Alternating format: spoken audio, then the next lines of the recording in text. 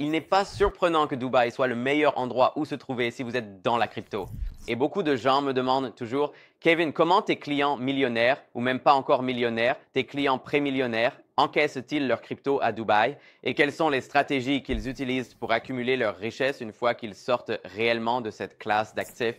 Parce que la crypto, c'est bien. C'est vraiment un excellent moyen de gagner de l'argent et je pense que tu devrais toujours avoir une certaine exposition au marché des cryptos. Cependant, une fois que tu commences à accumuler beaucoup plus de richesses, tu commences à vouloir avoir beaucoup plus de sécurité parce que oui, la crypto monte. Historiquement, elle a très bien performé, mais tu veux plus de stabilité. Tu veux t'assurer que ton argent est sécurisé dans un actif qui te générera des revenus chaque mois. Alors, que font nos clients? Je vais te dire exactement.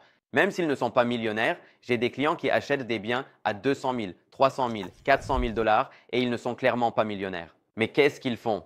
Parce que tu n'as pas besoin d'être millionnaire pour commencer à te créer, tu sais. Moi, j'appelle ça, tu vois, un filet de sécurité, un coussin. Tu veux t'assurer que tu es en sécurité. Par exemple, si le marché des cryptos s'effondre comme en ce moment et que tout le monde est, tu sais, effrayé et parfois au bord des larmes, j'ai même lu sur certains forums, je vois des gens dire « Je suis presque en larmes ». Tu ne devrais pas être presque en larmes. Tu devrais te protéger correctement. Si tu es presque en larmes, c'est que tu es surexposé sur un marché. Bien sûr, tu peux parfois profiter de cette surexposition, mais quand le marché baisse et que tu commences à te faire liquider parce que tu as trop de levier, ce n'est pas bon. Alors, que font les gens? C'est très simple. La première chose que font nos clients ici chez GenZone, c'est d'acheter de l'immobilier. C'est vraiment très simple. Pourquoi? Tu achètes un actif qui est sûr. Pourquoi est-ce sûr? Parce que certains marchés dans le monde ne vont pas bien. Par exemple, à Toronto, au Canada, les prix des appartements baissent, les loyers baissent. Mais ce n'est pas une affirmation générale disant que tout le monde est en train de baisser. Non, pas du tout. Différents pays, différentes villes, différentes dynamiques. Dubaï est un endroit spécifique où les gens continuent de s'installer et c'est un fait. Littéralement, la plupart des millionnaires du monde entier ont déménagé à Dubaï. Et si la majorité des millionnaires sont venus ici, qu'en est-il de tous ceux qui ne sont pas encore millionnaires? Parce que même lorsque j'ai déménagé à Dubaï, j'étais loin d'être millionnaire. Et toutes ces personnes comme moi, ainsi que beaucoup de nos clients, gagnent entre 100 000 et 200 000, voire 300 000 dollars par an, et leur patrimoine net est également dans ces eaux-là. Mais pendant qu'ils restent ici, ils continuent à s'enrichir et à accumuler davantage d'argent. Et ce chiffre, vous savez, je crois qu'il y avait environ 6 700 millionnaires qui ont déménagé ici en 2024, mais ce nombre est probablement bien plus élevé si l'on prend en compte les personnes qui ne sont pas encore millionnaires, ou plutôt, il l'est. Ce n'est pas probablement, c'est bel et bien beaucoup plus élevé. Toutes ces personnes viennent ici. Que font-ils? Ils achètent de l'immobilier. J'ai des clients qui ont, par exemple, 200 000 ou 300 000 dollars, mais ils achètent de l'immobilier. Et l'année prochaine, ils vont acheter une autre propriété, et l'année d'après encore une autre. Et toutes ces personnes, c'est une seule personne qui achète plusieurs biens. Et dans beaucoup de cas, ils n'ont même pas besoin de contracter un prêt immobilier pour acheter le bien. Ils l'achètent comptant. Et qu'en est-il des personnes riches? J'ai un client qui est littéralement arrivé en avion aujourd'hui. Il arrive d'Espagne. Il achète plus de 10 propriétés. Il m'a dit, Kevin, je veux acheter 10 appartements d'une chambre mélangée avec des studios et je veux aussi acheter une villa à plus de 30 millions d'euros. Cette personne va tout simplement dynamiser le marché, bien sûr, pas de façon artificielle, mais il va dynamiser le marché en achetant de l'immobilier ici, puis en le mettant en location. Maintenant, beaucoup de gens pourraient en se demander, eh bien, est-ce que c'est durable? Oui, c'est tout à fait durable parce que ces personnes ne sont pas les premières à vendre lorsque le marché baisse. Dubaï a un processus extrêmement strict pour obtenir un financement ici. Même pour moi, personnellement, j'ai enfin obtenu un prêt hypothécaire. Il m'a littéralement fallu des années pour obtenir un prêt hypothécaire en tant qu'entrepreneur indépendant. Ce n'est pas une surprise pour qui que ce soit d'autre. C'est toujours comme ça pour tout le monde. Alors, quel est mon point? Le marché à Dubaï est très sûr. Pourquoi est-il sûr? Parce qu'il n'y a pas beaucoup d'effets de levier ici. Il est difficile d'obtenir des prêts et des financements parce que ce n'est pas un droit d'avoir une maison.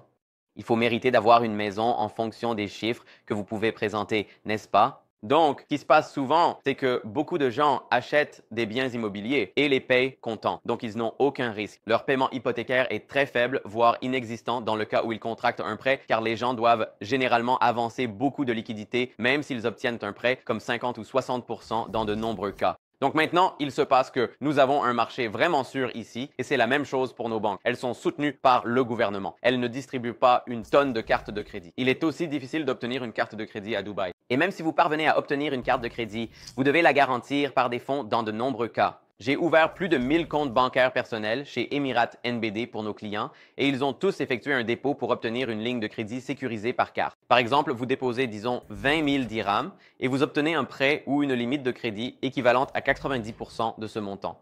Donc, vous êtes sur garantie et la banque le sait. Et elle sait qu'elle est très bien protégée dans le cas où quelque chose tournerait mal.